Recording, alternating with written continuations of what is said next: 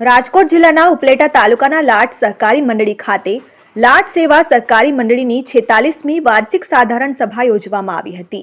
શ્રી લાટ સેવા સહકારી મંડળીની સાધારણ સભા ગામના યુવા સરપંચ પૃથ્વીરાજસિંહ ચુડાસમાના અધ્યક્ષસ્થાને યોજાઈ હતી. આ સાધારણ સભામાં મંડળીના પ્રમુખ તરીકે જોરુભા મોકાજી ચુડાસમા અને ઉપપ્રમુખ તરીકે ભરતભાઈ જમનાદાસભાઈ વાછાણીની નિમણૂક કરવામાં આવી હતી. આ તકે ગામના આગેવાનો, મંડળી સભ્યો, હોદ્દેદારો તેમજ ગામના વડીલો અને યુવાનો બહોળી સંખ્યામાં ઉપસ્થિત રહ્યા હતા. પૃથ્વીરાજસિંહ ચુડાસમા, લાટ સરપંચ. આજરોજ શ્રી લાટ સેવા સહકારી મંડળીની 46મી વાર્ષિક સાધારણ સભા યોજાયેલ હતી.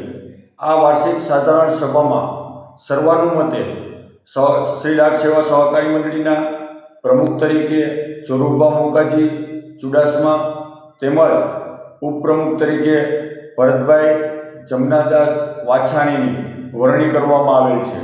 તેમજ આ સાધારણ સભાની અંદર આજુબાજુના ગામના પ્રમુખ મંત્રીઓ ઉપસ્થિત રહ્યા હતા. તેમજ ગામના સભાસદો બહોળી સંખ્યામાં ઉપસ્થિત રહ્યા હતા.